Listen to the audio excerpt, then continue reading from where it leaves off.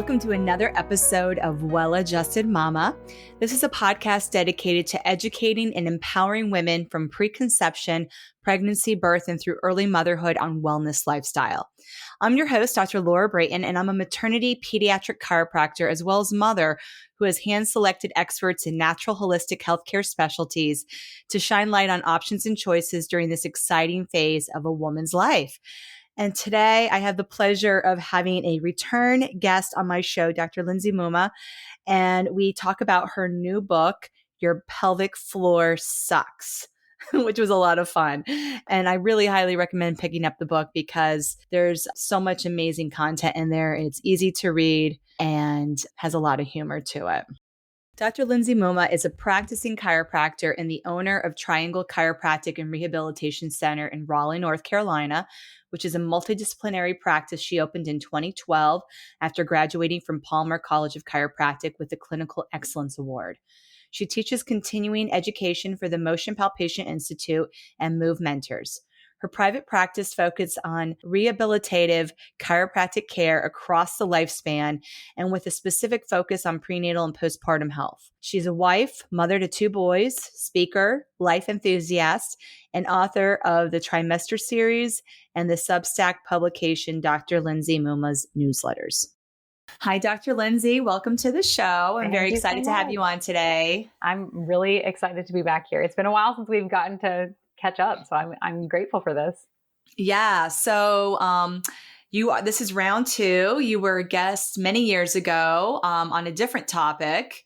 And so if you want to check that out, go to the Well-Adjusted Mama podcast archives and search for Dr. Lindsay Mumma. But we didn't talk so much about pelvic floor. Yeah. Well, I mean, it comes up a little bit whenever you're talking about prenatal and postpartum care. But the thing is, what I think has happened is a lot of pelvic floor stuff has been sort of glossed over. So I want to just talk about the pelvic floor. It impacts pregnancy, it impacts postpartum, it impacts you for the rest of your life. There are significant impacts during the perimenopausal window and in menopause, but there are also males with pelvic floor dysfunction, and all humans have a pelvic floor. So it's something that we need to be talking about. Yes, we do. And so you just recently published a book called Your Pelvic Floor Sucks, but it doesn't have to, a whole body guide to a better pelvic floor. And that's the focus for today's episode. And, I appreciate you mentioning for people listening, this isn't just for the book I know is geared towards women, but in general, pelvic floor is children, men, women, everybody has one. And, women especially, I feel like, deal with dysfunctional pelvic floors because culturally we're just taught that's what we have to live with if you've given birth, especially vaginal delivery and or, are perimenopausal, like you mentioned, and are having hormonal changes, that this is just part of life. And I know you and I both share a passion that are recognizing that just because you're a woman and you've chosen to get pregnant and have a baby, it doesn't mean that you have to have all the symptoms that are common regarding that. Symptoms aren't normal. Right. It is normal to be healthy, and it is normal to be happy, and it is normal to not pee your pants when you laugh, cough, jump, or sneeze. That's normal. And it's not physiologically normal. Just because it's common, just because 15 other people who are running to the bathroom before their workout doesn't mean that that's normal. That just means that you're seeing a lot of it and it's a common thing, but it is not normal to be dysfunctional. And I don't think I can emphasize that enough. And the example that I always give is that if every single time that you laughed, your elbow started leaking, you'd probably get that checked out. But the problem is that some people actually do try to get this checked out, and providers are telling their patients, oh, well, that's just one of those things. And so I call it hand waving, right? You just wave it away oh, well, that's just one of those things. The kind of there's a gnat here, we'll just get it out of the way. It's not that big of a deal. Oh, well, after you have kids, you'll just pee a little bit every single time. You just need to cross your legs when you sneeze. And I'm real sick of that being the playbook is suck it up, buttercup, and deal with it until you get sick of it. Well, the problem is that when you get sick of dealing with it is when you get to the age where your family is not going to be able to clean up after you when you are incontinent. And they're like, okay, well, I guess we got to put grandma into a home now, or grandpa into a home, because I'm not walking around and cleaning up after her. So now we need to move into an assisted living situation because of incontinence. Like over half of people in nursing homes are there because of incontinence. And there are a bunch of different studies. I actually had a wonderful gentleman who was a student of Janet Travell's, which was awesome to meet. He was at a presentation that I gave at Parker Vegas, and he came up and talked to me afterward. And then he sent me an email with worse statistics, because I had seen something years ago about 40% of people who are in nursing homes were there because of incontinence. But the numbers are actually almost over half of the people, the incidence rate of them having incontinence, and they're in a nursing home. So if we're not taking it seriously now, then it's going to get really serious later. And especially as the population as a whole is aging, we really need to be addressing this with our 20-year-old CrossFitters who are peeing and thinking it's funny when they do double unders. And then our 25-year-old new moms and our 30-year-old still new moms and our 35-year-old first-time moms or six-time moms, or however we're dealing with it. But also men who are dealing with low levels of pelvic dysfunction but don't have symptoms. All of these patients need to have that addressed, and then you look at the childhood aspect where we have kids peeing the bed for longer periods of time. These are all just symptoms of pelvic dysfunction and pelvic floor dysfunction. And I think that, if we pay attention early on, we can hopefully, I don't know, because we haven't played out this trial yet, right? We haven't had good pelvic floor health yet to see, do we actually have less people in nursing homes as they age because of incontinence? I don't know, but I'm willing to try. Yeah, I would say in general, and this is a whole nother topic, but when I think about people in a nursing home, they're just not moving, and they haven't been really moving well for a while. And so of course a side effect of that is incontinence, right? But yeah, like this aging, I think that's another question is is aging, can we prevent it? And I know that you and I both believe I can speak for you, that you can dramatically slow it down. And that is the chiropractic philosophy, is that, alignment equals function, right? And function is something that we can directly affect with chiropractic adjustments in optimizing nervous system function. Exactly. And so the joke that we have in our office is that the plan is to die young as late as possible. We want to stay young for as long as possible and live a long and healthy and happy life. I don't just want to, I want to have quality of life throughout the lifespan. You don't want to be in a nursing home. Yeah. Yeah. You live and then you die, but you die at home, and you were, like someone like Jack LaLanne, right? Like he's working out the day before, and he was in his 90s, and he lived this amazingly full life and impacted so many people because he was able to continue moving. Yeah. Yes, because he always was moving, always was juicing, always aware of how to care for his health and his mind, and why that was important. There was so much, somebody like that I really look up to, because that's, the epitome of self-love. When you care for your temple at such a high level, and this is a daily commitment, non-negotiable, then that just really shows how much you love yourself. And that is then you have so much to give to other people around you, and love at such a high level. That's such a beautiful way to put it, because you have to show up when you don't want to for the people that you love, and that includes yourself. Yeah. And so and especially yourself. Right. Because otherwise, how are you going to keep showing up for everybody else? Yeah. So, I mean, it's pretty easy to kind of see the far-reaching effects of having a not functional pelvic floor. But I think so many people don't realize the breadth of the dysfunction that can exist in the pelvic floor. Most people are familiar with leaking, but the same way that most people are familiar with Kegels, right? So it's like the only thing that we know about pelvic floor dysfunction is that sometimes you dribble a little bit of pee. And the only thing that we know about how to, quote, fix it is to concentrically contract the pelvic floor and lift it up into the pelvic bowl. And so, your pelvic floor sucks is true because most people have a dysfunctional pelvic floor and it sucks, right? That's the vernacular way of saying like, oh, well, this isn't great.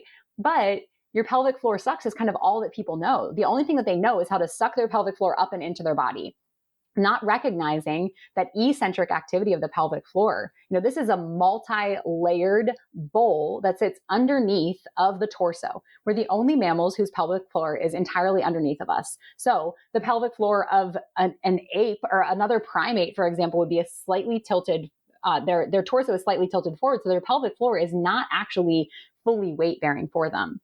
But as humans, our pelvic floor is weight bearing. So it has sexual function. It has urinary and defecation function. It has circulation function, but it also has a support function. And that's so important. If the only thing that you knew how to do in order to support yourself with your bicep was to shorten your bicep, you wouldn't be able to get very far, right? If you had to walk around on hands and knees, or if you were on all fours and you were trying to support yourself with your bicep and the only thing you could do is shorten the muscle, that doesn't work very well. So you have a multi-layer sling of muscles underneath of you that has a multitude of different functions, right? Like they do function together, but when you're walking, one side of your pelvic floor is doing something different than the other side. So if the only thing that you can do is contract both sides together, suck them up and in, then that's not going to give you a good recipe for success. But if you say, oh, well, I'm peeing my pants every single time that I jump. Well, I guess, we hand wave that away. It's just one of those things with age or with the stage of life that you're in or whatever's happening. And then, just do Kegels at every red light.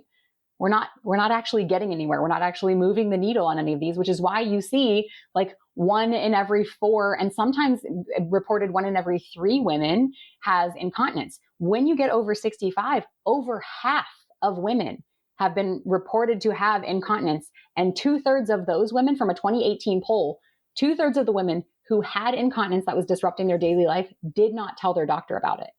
Oh, wow. There was like a shame associated with it. So it's a number of things, right? Like that wasn't part of the study that said, why didn't you tell your doctor? It just was, kind of a fact listed. So we can assume several things. One is that they're a little bit embarrassed because, I've been potty trained since I was a kid and somehow I'm now peeing my pants, right? It's a little bit embarrassing to think about.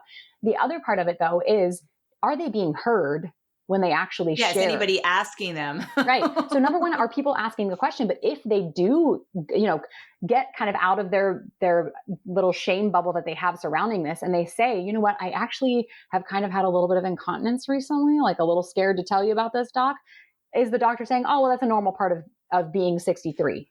Correct. Right. Oh yeah. You're postmenopausal. So yeah, this is what I see with women in my practice, and they probably do. Exactly. Probably most of the postmenopausal women in their practice have some version, and there's levels, right? It could be like, oh, I sneezed and I peed myself a little bit, or I have to wear pads. Right. I have absolutely no control of my bladder. Or it could be that you have some urge incontinence where like, you don't have to go to the bathroom. You have no signaling whatsoever from the stretching of your detrusor muscle on the outside of your bladder that says like, hey, we're getting a little bit full, note where the bathroom is in the next hour, to like, all of a sudden now I have to go to the bathroom. I have to go to the bathroom right now. And if I don't, then I leak.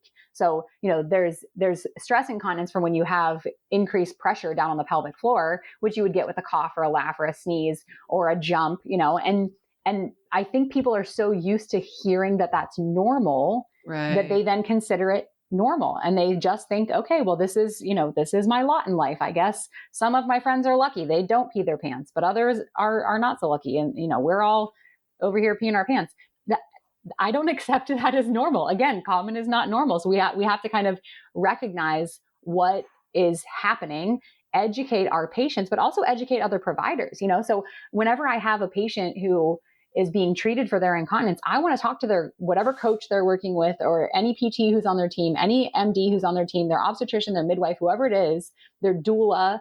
Let those people know, like, hey, I was peeing my pants until I saw Dr. Mumma, and I'm doing these exercises, and none of them are Kegels, and I'm not doing any internal pelvic exams or internal soft tissue work. I teach patients about how to do this themselves, or I refer for internal pelvic PT. I have some great pelvic PTs in the area that I have good relationships with, but I'm not doing that. Me too. And a lot of these patients get better by understanding movement, by understanding the diaphragm has to be on top of the pelvic floor for most of your movements.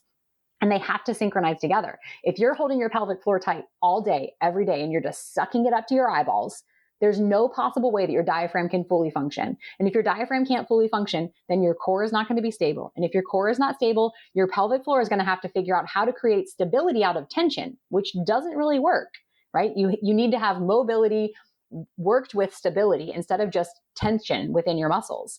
So if we can educate patients and we can educate providers on this is actually how the pelvic floor should function. It's part of the, it's a closed kinematic system. If you do cranial work on somebody, you're going to affect their feet.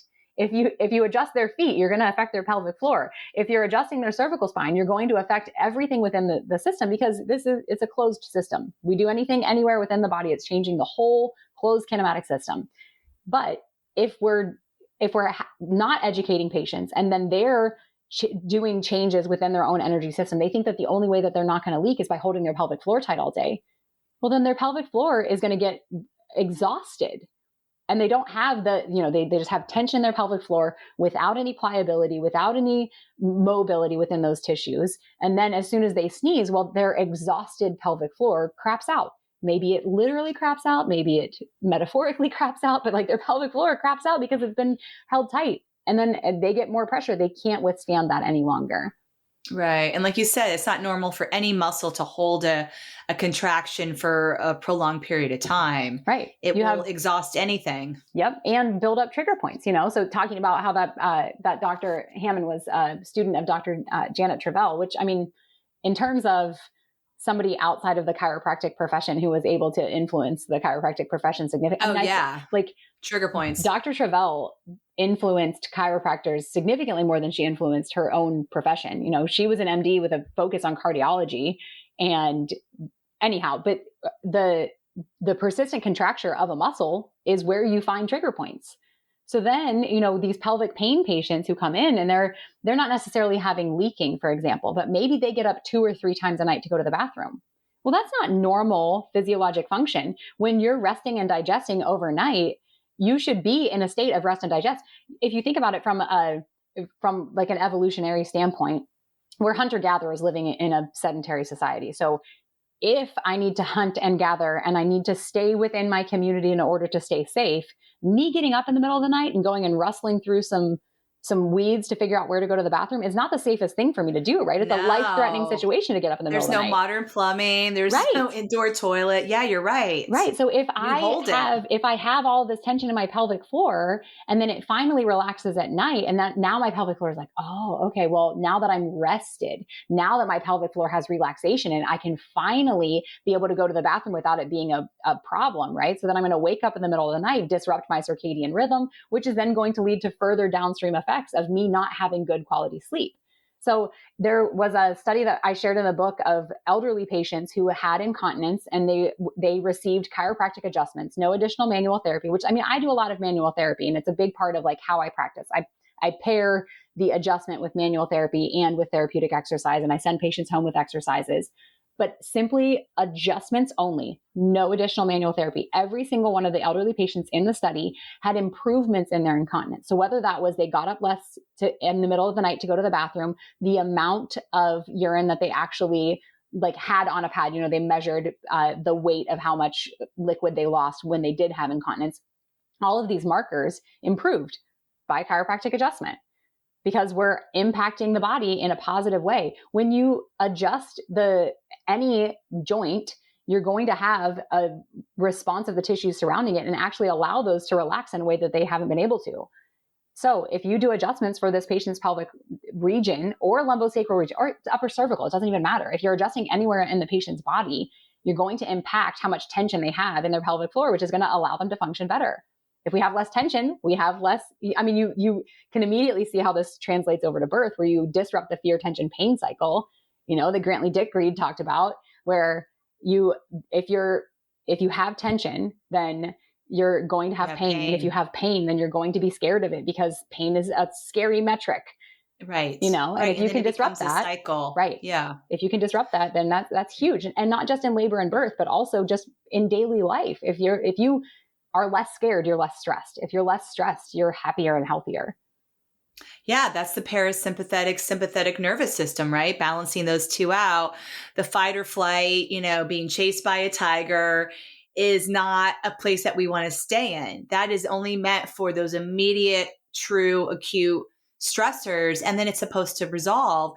And the challenge is when we get stuck there, right? And then our parasympathetics are suppressed, our rest, digest are not functioning as well because they're out of balance, right? And will also want to mention, if moms are in that oversympathetic and their young babies and children are still codependent, on regulating their nervous system based off of especially their mother's nervous system, then they also are going to feel that stress.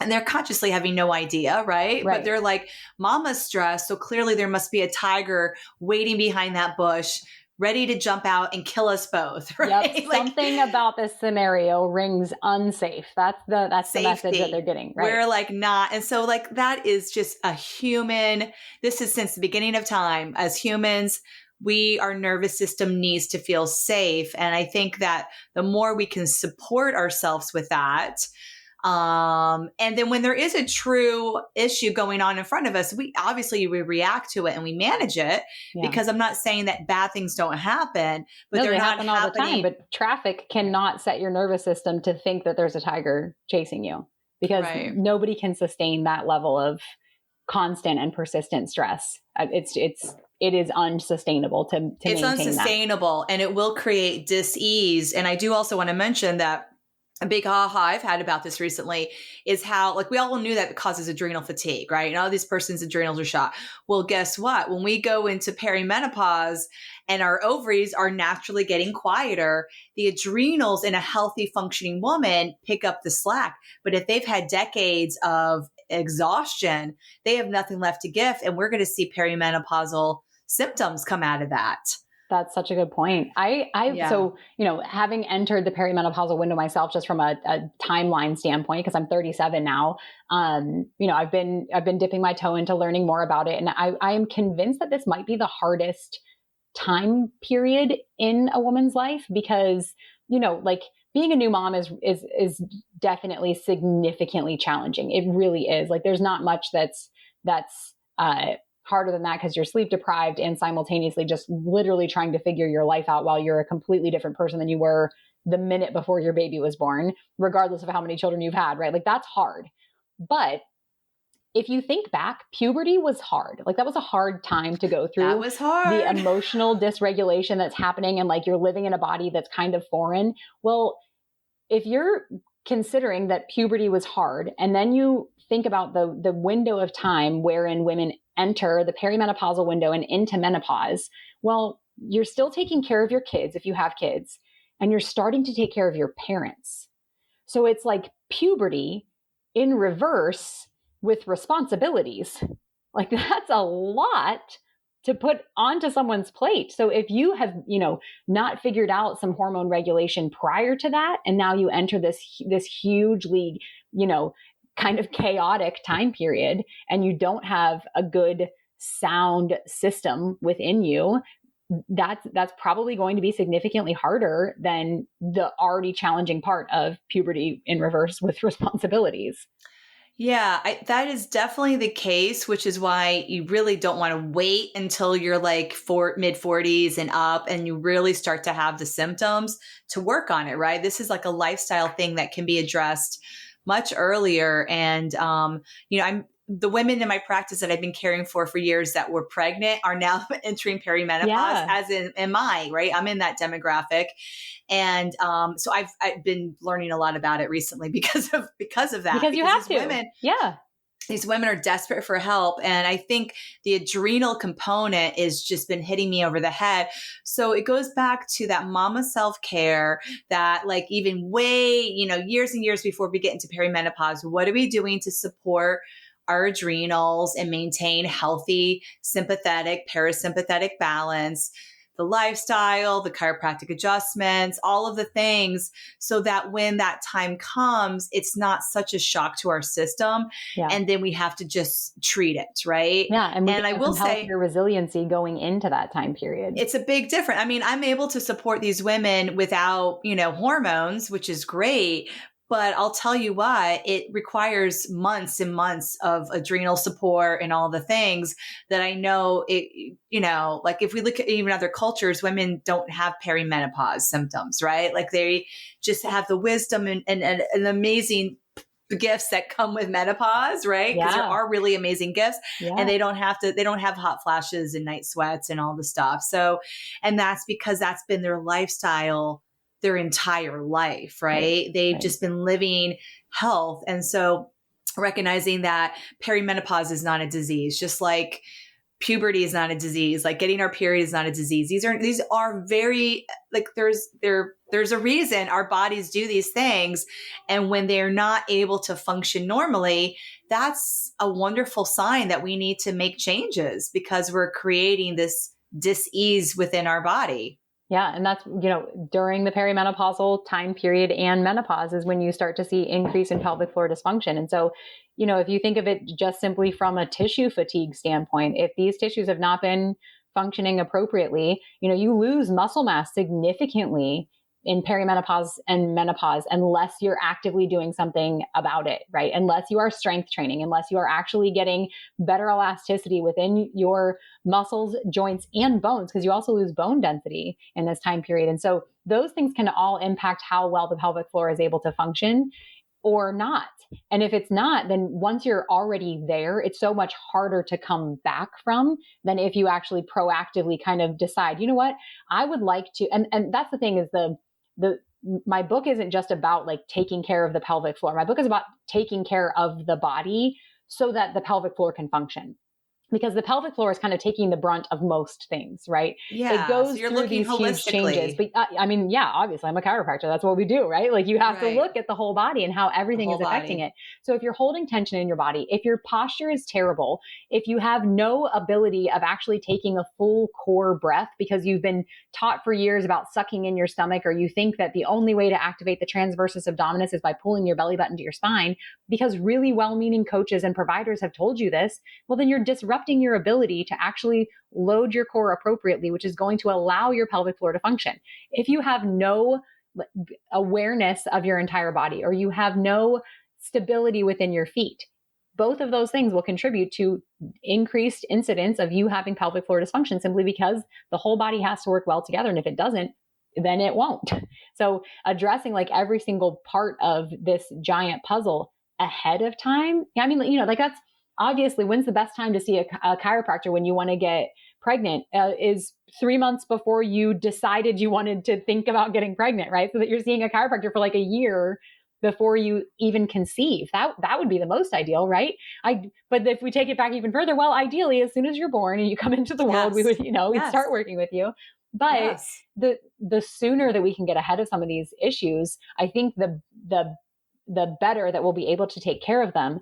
And I think that hopefully then the longer we'll be able to have quality of life, because once you have a problem, it's so much harder to treat it than if you preemptively decide, I would like to take control of this and I would like to make sure that things are continuing to go well. And that's a hard place, because, to reach into your pocket and pull out your hard-earned money and say, you know what, I want to pay to take care of myself and keep myself at this level. Like I have 30-year-old patients who come in and they're like, I just feel like I'm getting older. And I'm like, well, I'm 7 years older than you. Right. So you can't play the old card, because I feel good in my body. Would you like to feel good in your body? Because I'm here for that.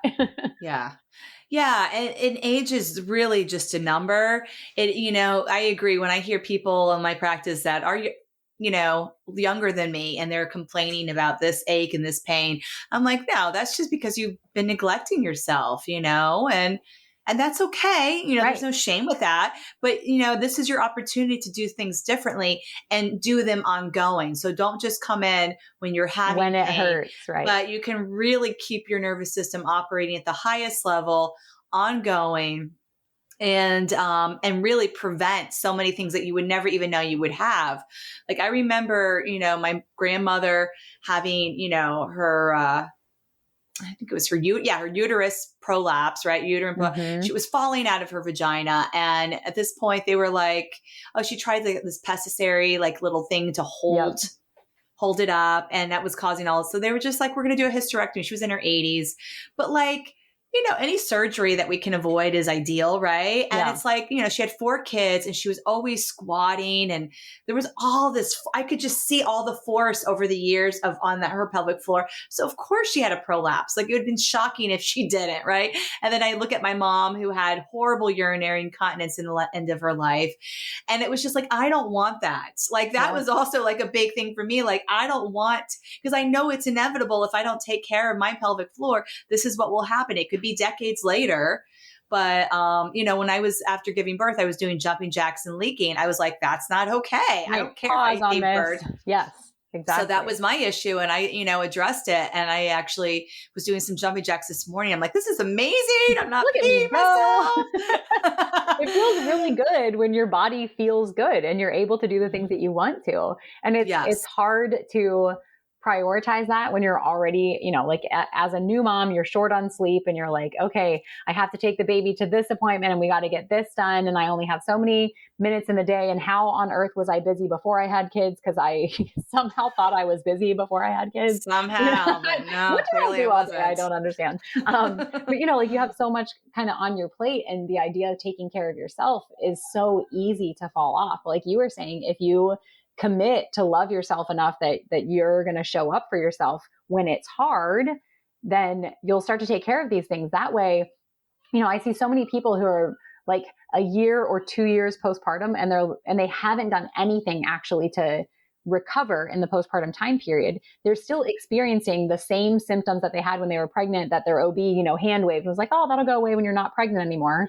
Well, it didn't. I've had this nagging low back pain that started when I was pregnant and it's still going on. Okay, well, that's because we haven't been able to address any of the reasons why it was there in the first place. So taking the time to actually improve your overall health so that you don't have things lingering that are like, oh, well, it's not, it's like a 2 out of 10. I can handle it. Well, yeah, you could handle it, but you don't have to. You actually could be living comfortably all the time. Like that is possible. People will, brag about their pain tolerance. I have 0 pain tolerance. Now, don't get me wrong. I've done marathons, a half Ironman on the day that I got married. I will endure pain for purpose. I had a baby in my kitchen on purpose. Like those things are fine. But if I have some amount of musculoskeletal pain, I am 100% intolerant of it. I am like immediately on the phone with one of my associates, like, hey, can you adjust me right now? Like zero tolerance for being in pain, because I know that as soon as you're in pain, you're more likely to continue to be in pain. Whereas if you nip that right in the bud, if you have signs of dysfunction that come up and you're like, oh my gosh, I just, did some jumping jacks and I leaked urine, immediately stop what you're doing. Instead of what so many people do is like, oh, well, just go to the bathroom before you work out. No, this is a sign from your body that it needs attention. That pain signal is there. That dysfunction signal is there. It's letting you know, hey, now is the time to intervene, because if you don't, this could and will get worse. If you don't do something about musculoskeletal dysfunction, it's not going to get any better. If you do something about it, then it can get better. But if you just wait, like the nervous system is like, oh, okay, this is our new normal. This is what we do now, I guess. Stick it out, which is why I have no tolerance. I do not want to have persistent pain. I have no tolerance for that. I'm like, nope. My pain threshold is down there. You got the message and you took action. And, a lot of people are like, well, I waited a couple of days to see if the pain went away. Or maybe it even did in their quote unquote, my back pain went away on its own, right? Well, what's really happening there is our spinal cord is suppressing 90% of the input coming from our body, because if everything was registering in our brain, it would be overwhelming and we wouldn't be able to function. So when something's been there long enough, the body's like, okay, I'm not going to really pay attention to that anymore.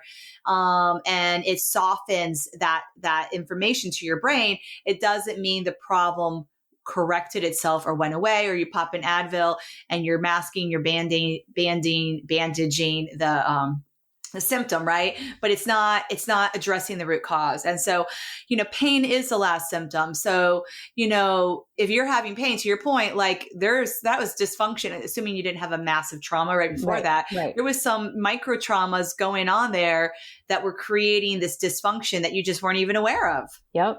Yeah. And it's hard to, even as somebody who intentionally, exists in my body as much as possible, like I get stressed out. My personal practice, my back office manager was killed in October. It has been like the hardest time to run a practice. I've been in practice for 11 years. The past 5 months have been harder than anything. And guess what? I had hemorrhoids that like reactivated. I hadn't had any issues with those in years, but I'm under so much stress, so much grief, like everything that was happening. And my pelvic floor was like kind of early signal of like, hey, here's some things going on. Now, gratefully, I was able to, kind of easily take care of it. But I really had to give myself pause and realize like, okay, I'm sort of firing on all cylinders here. I mean, understand what it would be like to sort of lose your right-hand person in your office. I can't even imagine. That would be just devastating. It's a truly unimaginable thing that I hope no one else ever has to actually live out. But it, wow. And, so I had to pick up the slack at the office, which obviously is significantly more stressful and challenging. I also lost my friend 2 weeks before her wedding. That was, like this person meant a lot to me, and she's gone. And so I have the grief of that alongside the actual stress of her not being there and not being in the office 36 hours a week. Like that was. So you're talking about the same person. She died 2 weeks before her wedding. Yeah. If you heard about the shootings in Raleigh, she was one of the victims in October. Yeah. And so, oh my God. Yeah. So it was absolutely horrible in every sense of the way, so I live in my body. I get adjusted all the time. I'm regularly moving. I'm regularly meditating. I eat a very clean diet, et cetera, et cetera, et cetera. Like I'm quote unquote doing all of the right things. Well, life, like you said, it's not like you're going to avoid the hard things in life. If I could have, I definitely would have avoided that. Right. But my body was like, hey, you need extra support. Like you have to pour into your body more because you're pouring so much out and because the stress is continuing to come in. So what kind of good are you putting into your body when those really, really stressful times happen? Which let me tell you, now that I'm like covering not only my job as the practice owner, plus the practicing doctor, plus the back office manager, plus trying to figure out how it is that I'm going to juggle this office and who I need to hire and how we can do that in a way that energetically feels good to everybody who's here and missing this person. All of those things, I don't have time to put more appointments on my schedule, right? Like I don't have time to go and take care of myself, right? Like that's, I could argue that. But I did because I knew. You could argue that. Right. But you had an awareness that you're like, I have to make this a priority. Yep. Yes. Because if I didn't, then the wheels are going to fall off at some point. And so I needed to make sure, no, you know what? I'm going to get adjusted on a regular basis. I'm going to make sure that I'm showing up for my workouts. I'm going to make sure that my diet is on point. I'm going to make sure that I am intentionally setting time aside for quietness and gratitude. I'm still going to ground every single morning. Like I'm going to stick with my routines, and I'm going to need to add more to that because it was it still is a challenging time period, and alongside that, I was also finishing my book. So there were a lot of things that were happening. And I can understand how people say like, in the hard times of life, I didn't have time to take care of myself. But because I treat those people all of the time, I knew I needed to make sure that I had time that I was taking care of myself because this is the only vessel that I have for this go around. I don't know if I get another go around at some point. Like, I don't know if I'm coming back in another, but this vessel is the only one I got for this run. And I want to make sure that I'm taking care of it while I'm here. And, the plan is die young as late as possible. Mary missed the message, I guess, because she left way too early. But, we've sort of been through the ringer, and every single one of my whole staff, we've all been like leaning heavy on making sure that we are getting manual care, because having people put their loving hands on you in a time when you need more love in your life, like that's, there's a beauty there that can't be overstated. I would say you would probably, I don't know if this is true, but I would say that you were probably getting more care than your normal, because you were already having a preventive maintenance schedule, obviously. But you were like, this is so intense. And this would apply to anybody going through a major emotional or physical trauma, anything that's really big in our life. You got to do even more because it's just requires it. A maintenance schedule for me, right? Before I had kids. So it's funny because I started getting adjusted when I was 15. And then, from that point on, like I had gotten myself to like once a month but then when I went to college, my chiropractor wasn't near me. And so I would like just occasionally go into another chiropractor that I was like, oh, I really miss Dr. Lisa. Like I loved my chiropractor and these other people were like not her. And I, held a very high standard of what I was looking for. But I would get adjusted maybe like once a quarter. And then you go to chiropractic college, you get adjusted like every 6 minutes. Right. And not under the best of circumstances, right? People are trying to learn their craft. They're trying to practice their manual skills, right? So I teach with the Motion Palpation Institute, and I'm just recommending all the time. I'm like, you have to get your hands on people. You need to go to clubs so that you can palpate people so that you know what you're feeling for. But practicing manual skills, you get adjusted all the time in chiropractic college. And then when I got out, I didn't have my friend sitting right next to me that I'd be like, hey, will you, work me into your schedule? And I went 6 weeks without getting adjusted. And I was like, oh, I don't like this. I need to get adjusted. Like, it had been a while. And so kind of putting myself back on a maintenance schedule, and, and then when things have come up, I get adjusted more frequently. But for me, pre-kids, I was like, I need to get adjusted every 5 to 6 weeks, and I feel good and I keep up with what it is that I'm doing. Post kids, I needed to get adjusted at least every month. And then since October, I have not gone more than 2 weeks without getting adjusted. And I just need more hands on my body, because it's been, literally all hands on deck is kind of like, I think about that whenever there's a crisis in somebody's situation, like you said, whether it's emotional or physical, whatever sort of like big life event that is happening, all hands on deck also means all hands on body. Like, we need to, you need extra hugs, you need extra love coming into your body from your manual therapist, ideally from, a chiropractor who loves putting their hands all over people. Yeah. Somebody who has that really loving, healing touch.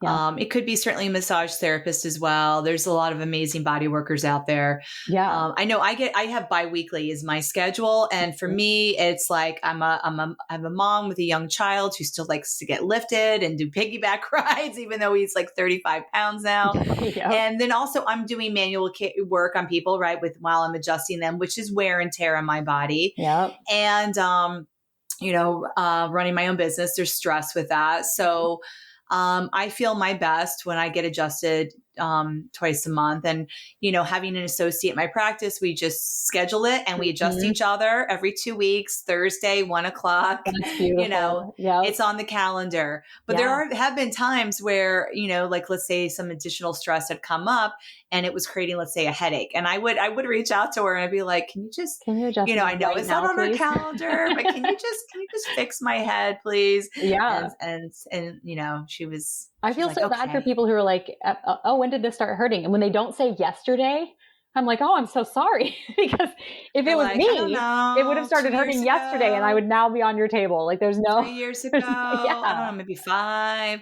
And then like when you like now, like we all have, everybody universally has a marker with March 2020 as like the pandemic. Yeah. So then it's like, has it been 2 years? Or well, they're like, oh wait, it was before the pandemic. I'm like, well, that was more than 2 years ago. Because, like, especially like time can catch up on you, but it's like, whatever, you've been having this for a very long time and living with it. And that's not okay. No. And that's what we got to stop hand waving. Like, oh, well, it'll be okay. No, we got to do something. Because otherwise, you keep doing the same thing over and over again, expecting a different result. That's what Einstein said was the definition of insanity, right? It doesn't make any sense.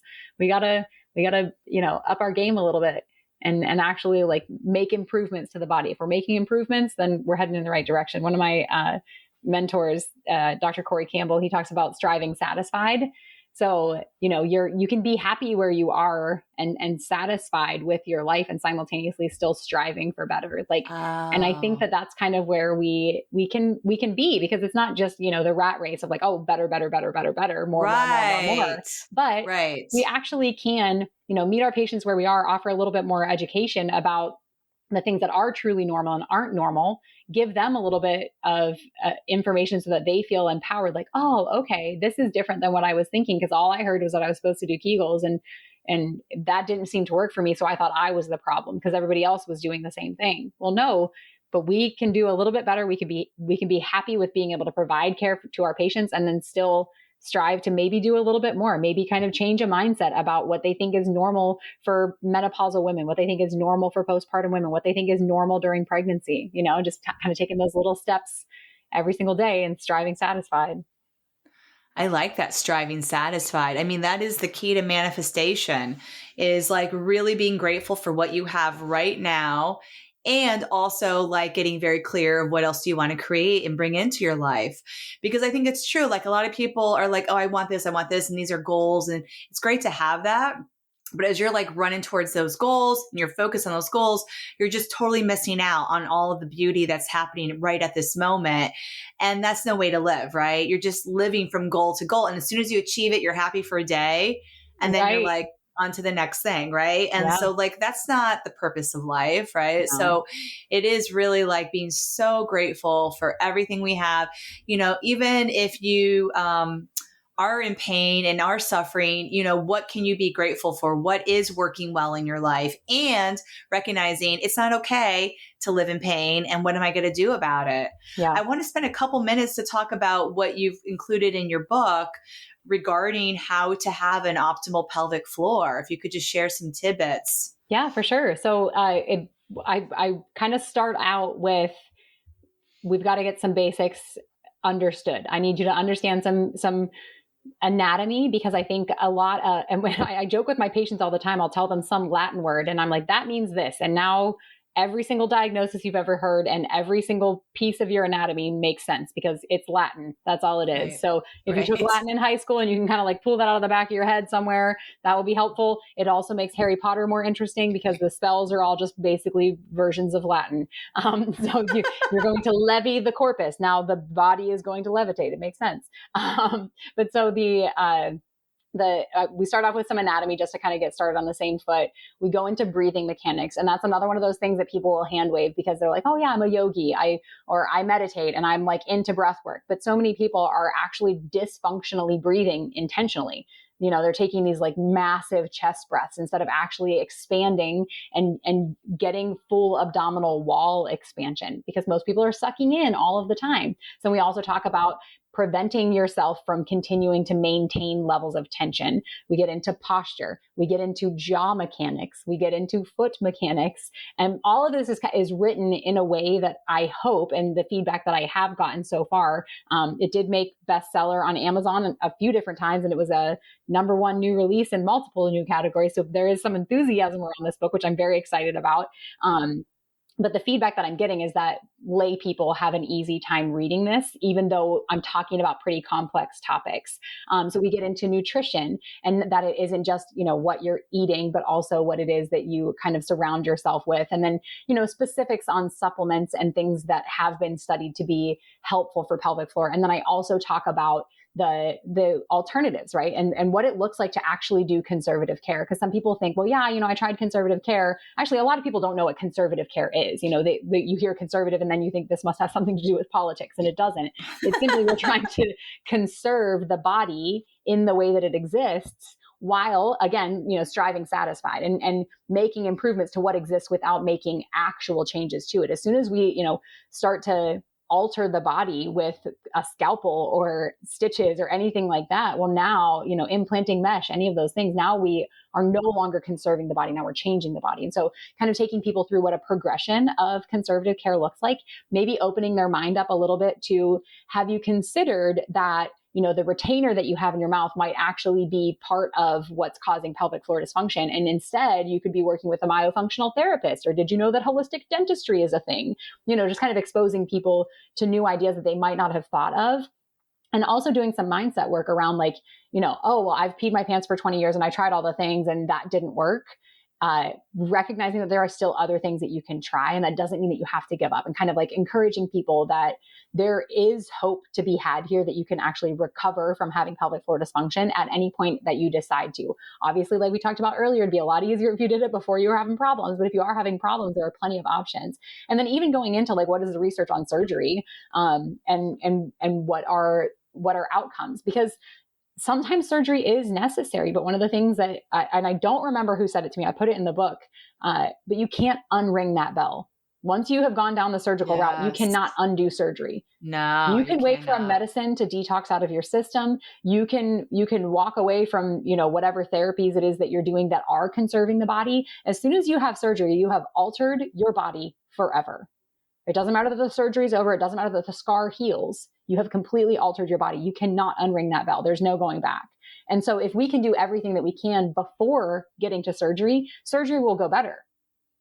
And oftentimes we find that we don't end up needing to do surgery because so many things are non-surgical, can actually be improved with significant amount of change. And if we're not willing to look at the other lifestyle factors that are impacting a person's dysfunction, then we're probably not going to make good change, right? What we do in the office, what you and I do putting our hands on people, there is magic to be had there. And there is absolute science to back up what it is that we're doing and the improvements that we can make. But if that patient goes home and keeps sucking in their abdomen and pulling up their pelvic floor and squeezing their glutes all day, then all the good work that we're doing is actually just being kind of worked out, right? Because they're no longer actually maintaining the pliability and kind of combination between mobility and stability. Now they're creating tension in a system that's unnecessary. And so kind of helping people realize what a large picture this is and taking the little pieces here and there. And I encourage people like, okay, if you kind of do a little triage of yourself and your jaw has been clicking every single time that you eat for X number of years, I want you to spend the next 3 weeks focusing on your jaw function. Here's some exercises that you can do. Here are some providers that you can see who might be able to help you with that. And I want you to spend 3 weeks working on your jaw. And let's see what happens in your pelvic floor. And then, okay, let's see, you got massive bunions on both your feet. Okay, then I want you to work on your foot function for the next 3 weeks. See what happens there. And kind of give yourself these tiny little focus things so that at the, if you give yourself 18 weeks here of like intentionally making things better and doing the exercises that are in the book, what does your pelvic floor function look like at the end of that? And I would say for most people, it's probably going to be at least a little bit better. Yes. And it's your point. You're making it a priority. There's an intention behind it. There's a commitment. You're creating habits. Yep. The whole picture. Yeah. I'm quite surprised the book is 275 pages long. I didn't mean to do that. I was hoping for like 220, but there's a lot of research in it. There's a lot of citations at the end. So, and it is a quick read. So I hope what I have heard from people, is that they are learning things from it. I had like pretty competitive powerlifter reach out to me, and she was like, she's not had kids, but every single time that she put her weight belt on, she was leaking urine and she was having this persistent SI pain. She was seeing a chiropractor, seeing a pelvic PT, and she just hadn't gotten any better. She was halfway through my book and sent me a message and was like, I just put my weight belt on. I hit over 85% with no leaking and no SI pain. And the only thing that's changed is I started doing some of the exercises in your book. I was like, that's amazing. Wow. If you start to make these changes, and this is somebody who's already paying attention to her body. She's already like seeing great providers and stuff, just a few little tweaks to kind of make a world of difference. Yeah. And I will say the book is not only a pretty easy read, but there's a lot of humor involved, which always makes books easier to read and digest. I was like, I'm going to write a textbook. And then, I'm definitely not going to write a textbook. Nobody wants to read a textbook. Right, that is boring. This book is not boring. It's informative, but it's light at the same time, talking about like a heavy subject. You lightened it up. And that's what makes it easier to keep turning the pages. So I'm very grateful for you taking the time to write a book. I wrote a book years ago. I still haven't published it. I know how hard it is. Come on, I believe in you. You got this, Dr. B. I gotta get it done. But and like you said, now Amazon. Like I don't think this was even available when I was, writing Amazon the book. is the number one bookstore in the world. That is where but only in the past few years. Oh, yeah, correct. Yeah. Correct. So it's a pretty new phenomenon, but it is so powerful, and it just makes it so much easier for an author to get their information out there. And I love that. So you're very inspiring to me. Thank you so much. Hold on a second. I just lost you for just half a second. You got me now? Yes, I got you now. Okay. I was just saying, thank you for your inspiration. Do you have any last thoughts you want to share with the audience? No, I will say usually at the end of podcasts, people are like, where can we find you? You can't find me on social media, so you can look all you want. My old accounts are still there, but I haven't been on social media in a little over 2 years, and it has been glorious. I do write on Substack. So if you want to follow along with me and you want to, see what it is that I'm up to, lindsaymumma.substack.com, or yourpelvicfloorsucks.com will get you to my book. And, I love connecting with people, and I love hearing from people who are willing to kind of put effort forth into making themselves better and striving satisfied and, connecting with people in that way. I miss a little bit of the connection piece of social media, but I do not miss the vitriol. And life in the real world is actually kind of great. When you look at social media, you're just like doom scrolling to the end of the internet, but it's kind of great out here, actually. It is good.